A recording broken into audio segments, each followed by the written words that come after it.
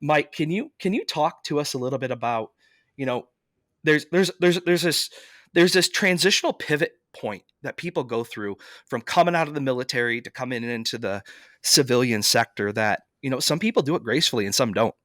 And I don't know that I did it good, and I don't, and I there's some days that I still have, challenges with it because of it's different. Um, you know, what are some of those critical leadership lessons that you learned as your time in the service, whether it was as a recon guy or as a Navy SEAL, that help you bridge the gap in the business world? Well, to your first point, I probably fall in the bucket of the latter, lack of grace, a lot of hard lessons learned, and you know, even when we were successful on the battlefield, it's like Nike's rule number 9: it won't be pretty. It never is. All that matters is that you find mission success some way, somehow, and bring your people along with you. Um, you know, I think there's a gullibility and a naivety amongst military members when they get out, myself included, that you're going to replicate the environment we had in the military. Remember, the military is one large leadership incubator, and it is the definition of a tribe. I mean, the Hmm. greatest support mechanism I've ever known, and I was lucky to be in special operations, that support mechanism can't be replicated in the private sector. Additionally, for the people, is you have to understand that the military culture, and it goes to you're watching, certain administrations try to put these progressive uh, ideologies on the military, and the military culture has an allergic reaction for a reason. It's just different than the private sector. In the military, we put a precedence on standards, conformity. You have to remain apolitical. Uh, and in the private sector, and I'm not saying this in a negative light, individuality and your financial well-being over others is sort of uh, the priority within that Yeah. culture. And I'm not saying, again, I'm not saying that in a negative light. It's just different. So I think it's hard when veterans get out, they realize that what we had is gone.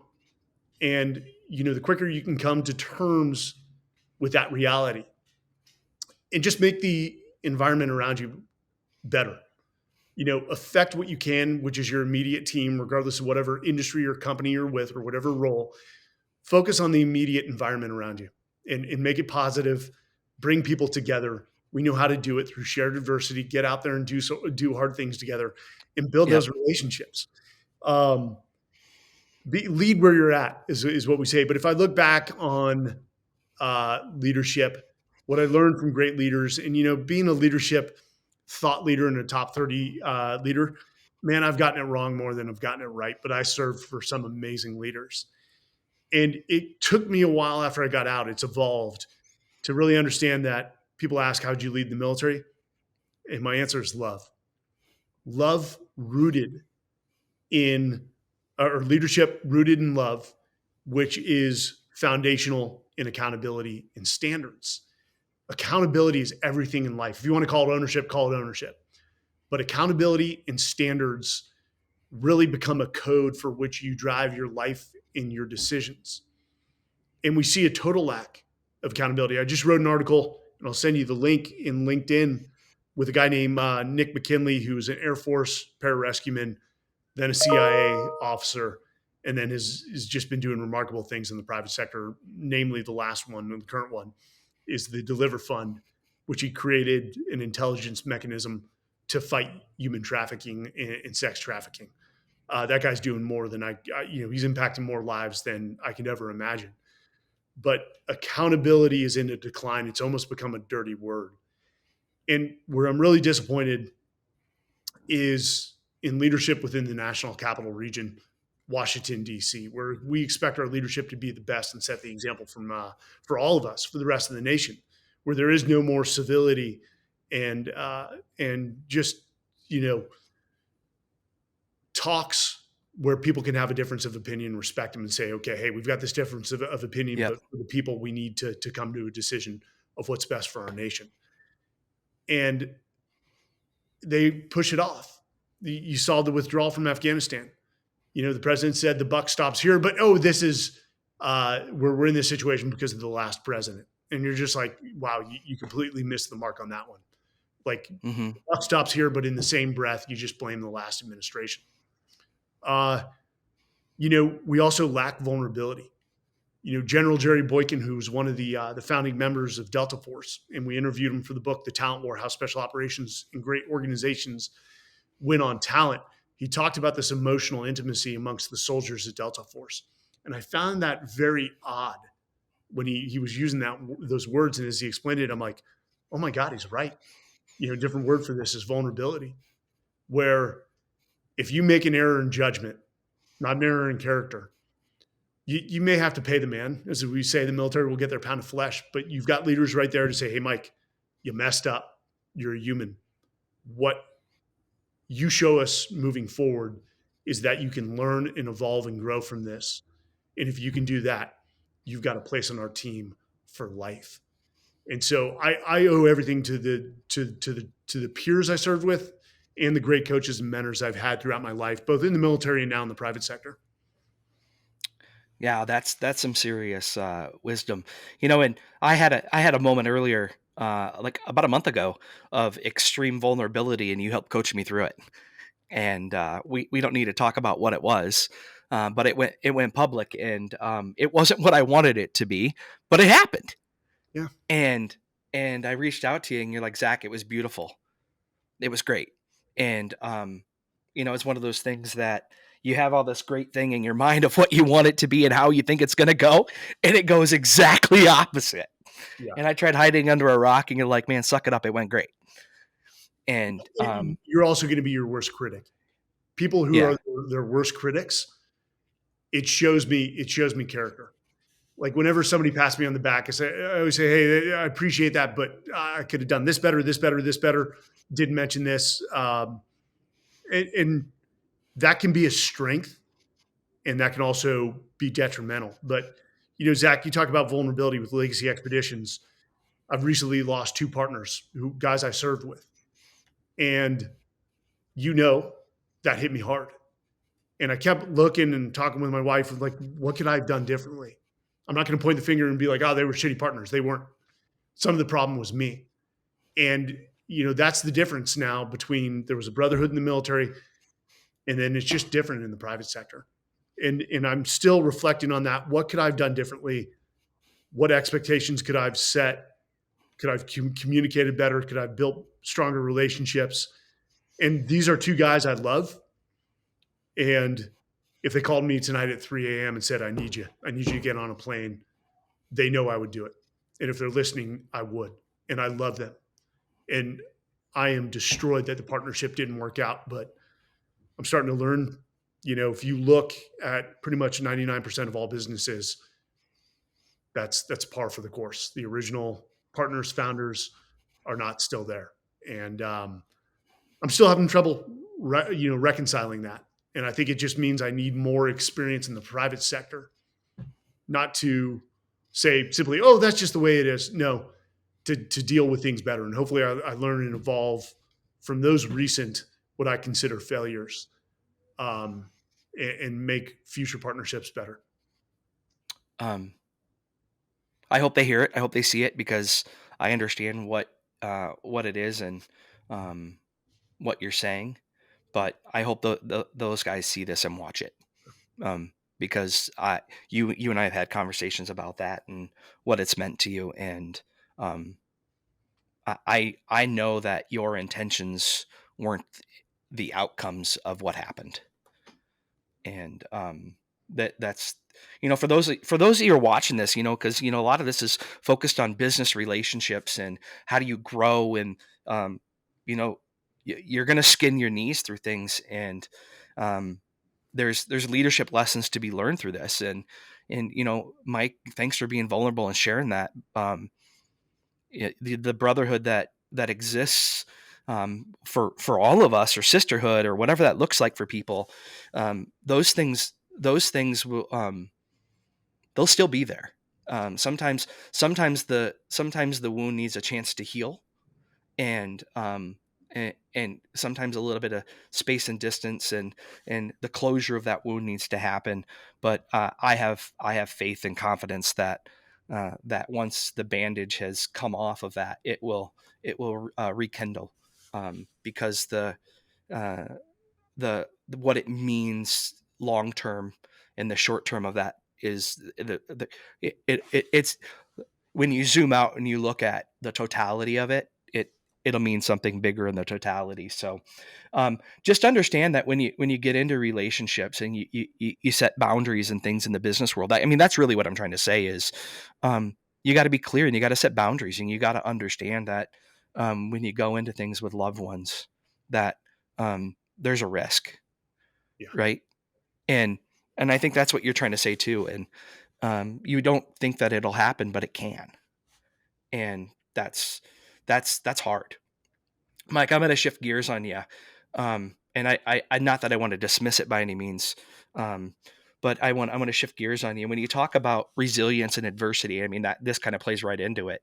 How does your previous experience, like, right, you've been in some situations where you had to be resilient and you had to face adversity, not only in a uniform, a camo uniform or whatever type of uniform you want to call that, wearing the flag, or now in a business suit uniform, where it's been high pressure.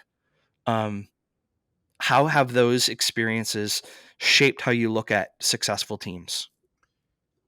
When I came into the Marines, I think I weighed about a whopping 135. I was not the physical beast like other kids were who played high school football. Nothing came easy to me. And so adversity at the end of the day, we have a slogan, do hard things. Because when you do hard things, that throws adversity at you. It pushes you outside your mental and physical comfort zones. Hardship builds character. Now, the resiliency piece,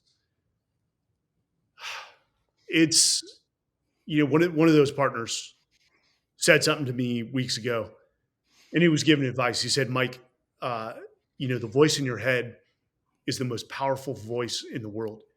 It can also be your biggest enemy in self doubt. Mm, I doubt myself a lot. And I think that's also based off of survivor's guilt, which again comes from our profession, is that, I like to say that the majority of my ego was killed on a rooftop on September 29th, 2006, in not a well known city named Ramadi, Iraq, when I lost a brother in arms in a very intimate way. He jumped on a grenade to save myself and two other SEALs, and perished in the act, but saved us. So resiliency, you know, ultimately, you've got to have resiliency to make it through life, and that period may take longer for others than it does for some people. And depending on the severity of the failure or obstacle, I still go through a resiliency period, and that's okay. That just means you're human. I think I get better to step back and really self-reflect and go through that process of hey, there's nothing you can do now. So the best thing you can do is ask yourself, what did you learn from this? How can you grow from this?